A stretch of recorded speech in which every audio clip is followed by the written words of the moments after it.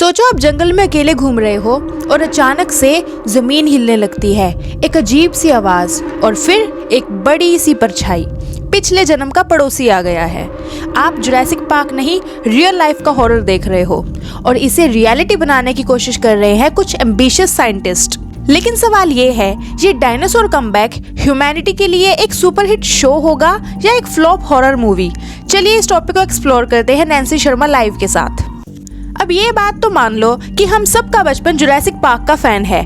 Dinosaurs वो बड़े बड़े रेप्टाइल्स जो 6.5 करोड़ साल पहले इस धरती पे पार्टी किया करते थे। उनके साइज और पावर का अलग ही स्वैग था। म्यूजियम में आज भी उनके स्केलेटन देखकर लोग इतने ज्यादा सरप्राइज्ड हो जाते हैं।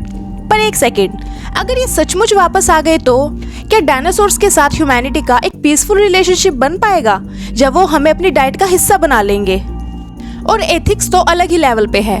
मतलब एक्सटिंक्ट स्पीशीज को डिस्टर्ब करके क्या हम कुछ ज्यादा ही साइंटिस्ट बनने की कोशिश कर रहे हैं? तो बात शुरू होती है डीएनए से।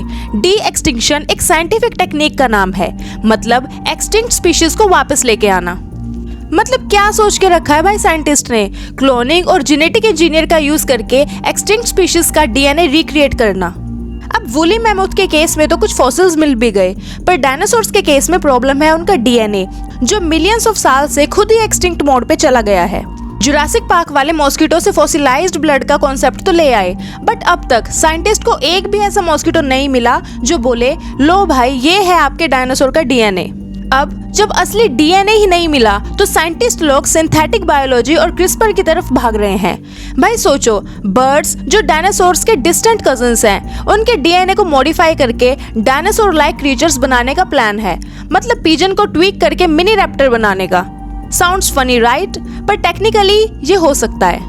अब रियल क्वेश्चन ये है, हम डायनासोर्स को वापस क्यों लाना चाहते हैं? एक तरफ तो साइंस की ईगो है, देखो भाई हम एक्सटिंक्ट स्पीशीज वापस ले आए, और फिर इमेजिन करो एक डायनासोर का जू है जहाँ पे लोग सेल्फी ले रहे हैं डायनासोर्स के साथ। जरा इसका प्रैक्टिकल साइड देखो, ये क्रिएचर्स बहुत अनप्रेडिक्टेबल होते हैं। जुरासिक पार्क का गोल्डन लेसन याद है ना?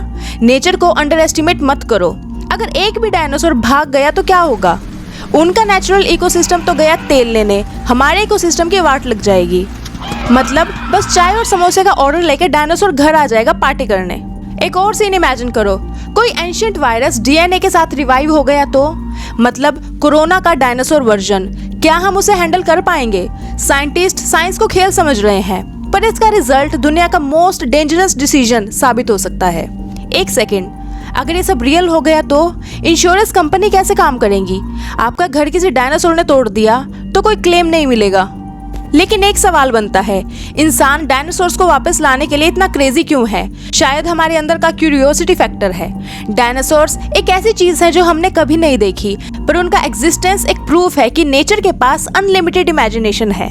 पर मेरी मानो तो कभी कभी कुछ चीजें हिस्ट्री में ही अच्छी लगती हैं, जैसे पुराने मैमोथ्स और डायनासोर्स।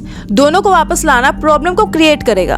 तो क्या ये सब सच में पॉसिबल है? साइंटिस्ट कहते हैं कि आने वाले 50 या 100 सालों के अंदर ये सब पॉसिबल हो सकता है। मतलब हमारे ग्रेट ग्रेट ग्रैंड किड्स उन्हें जू में देख सकते हैं। लेकिन क्या ये सेफ है? ये एक डिबेट है जो कभी खत्म नहीं होगी। तब तक हम जुरासिक पार्क को ही अपना रियलिटी समझ लेते हैं। और याद रखो, हिस्ट्री को रिपीट मत करो, वरना डायनासोर्स के साथ सेल्फी लेने की जगह सेल्फी खत्म हो जाएगी।